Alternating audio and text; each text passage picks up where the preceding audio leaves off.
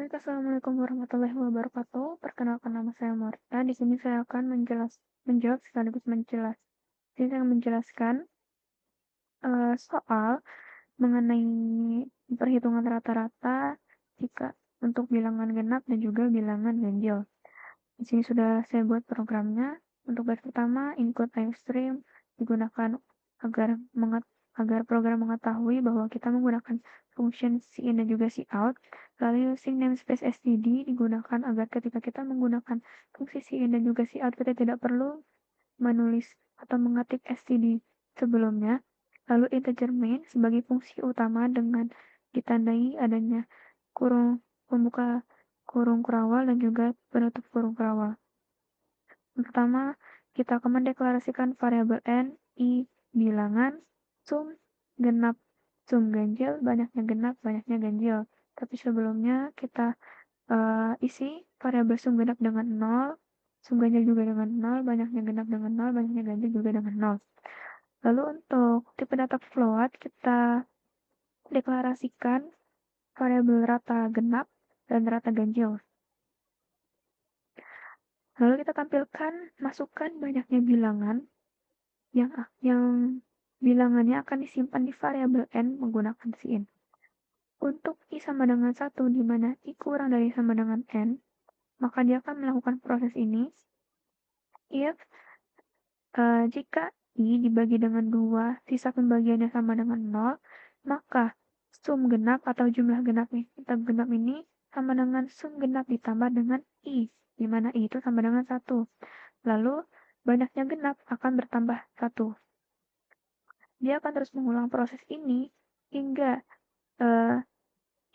i ini tidak memenuhi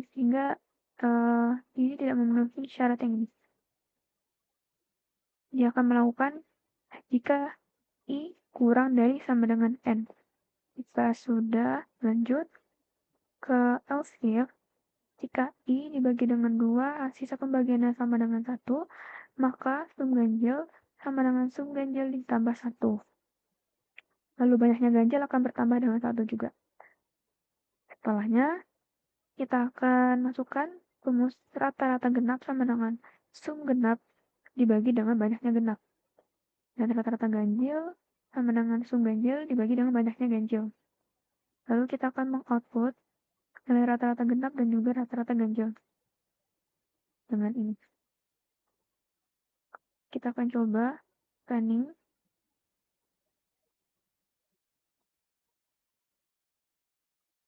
Kita masukkan bilangan. Satunya ada 6 bilangan. Maka dia akan langsung muncul 1, 2, 3, 5, 6 deret bilangannya sampai 6. Maka rata-rata genapnya itu adalah 4. Kita coba hitung 2 ditambah 4 itu 8. 8 ditambah 6. 2 tambah 4 itu 6. 6 tambah 6 itu 12. 12 dibagi 3 karena dia ada 3 bilangan yang kita tambahkan tadi. Dibagi 3 sama dengan 4. 1 ditambah 3 sama dengan 4. 4 ditambah 5 sama dengan 9. 9 dibagi 3 itu sama dengan 3. Oke, programnya sudah selesai. Kita lanjut ke flowchart, pedokot, dan juga deskripsi program.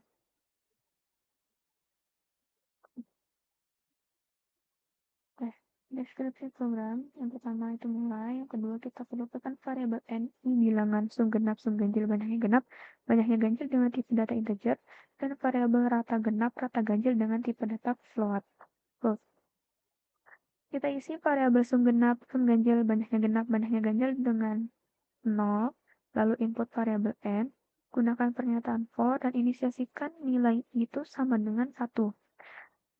Lalu untuk kondisi akan terus dilakukan sampai angka kurang dari sama dengan n. Karena angka yang akan dikalikan adalah angka 1 sampai dengan n, atau perbedaan antar angka adalah 1, maka perubahannya dapat ditulis sebagai i++. Lalu cetak i. Jika sisa dari pembagian i dengan 2 adalah 0, maka isi variabel sum genap dengan cara menjumlahkan sum genap dan bilangan. Lalu isi variabel banyaknya genap dengan cara banyaknya genap ditambah dengan 1.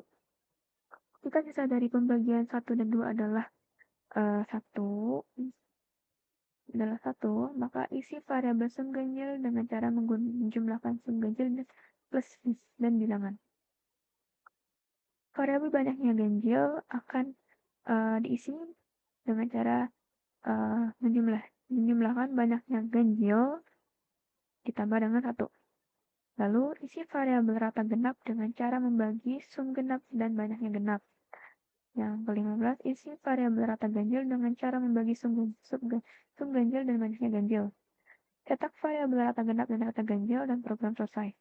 Lanjut ke pseudo-code, kita akan mendeklarasikan variabel n i bilangan sum ganjil, banyaknya ganjil dengan tipe data integer.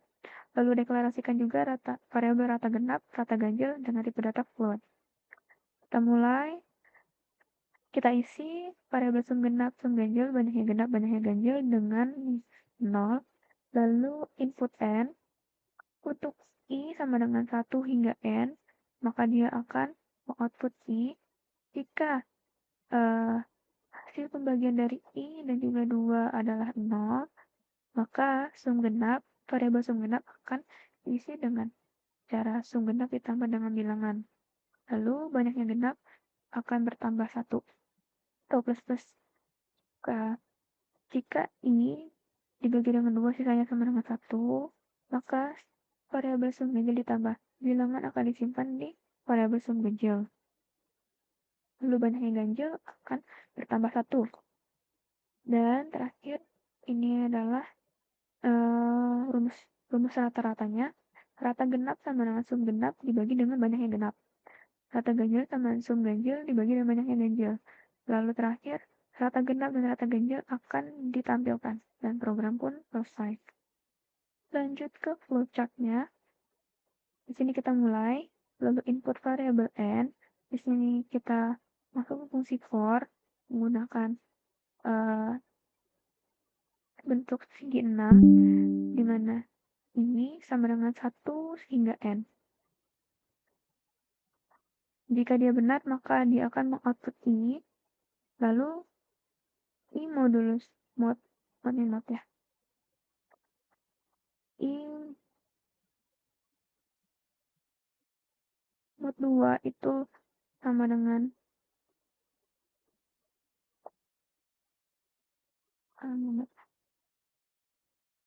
i mod 2 sama dengan 0. Jika dia benar, maka sum genap sama dengan sum genap ditambah dengan i, lalu banyaknya genap akan bertambah 1. Jika dia salah, maka dia akan masuk ke pernyataan kedua ini. I modulus 2 sama dengan 1, maka proses yang akan dia lakukan adalah sum ganjil sama dengan sum ganjil plus 1, dan banyaknya ganjil akan bertambah 1 juga. Lalu i akan bertambah 1, dan program akan terus mengulang hingga i kurang dari sama dengan n. Lalu setelah selesai perulangan tersebut, dia akan mencetak rata-rata genap dan ganjil melalui proses sebelumnya, yaitu rata genap sama dengan sum genap dibagi banyaknya genap, rata ganjil sama dengan sum ganjil dibagi dengan banyaknya ganjil. Setelah itu akan di output hasil dari rata genap dan rata ganjilnya, dan program pun selesai. Jadi untuk soal rata-rata pada bilangan ganjil dan genap cukup sampai sini. Saya akhiri. Wassalamualaikum warahmatullahi wabarakatuh.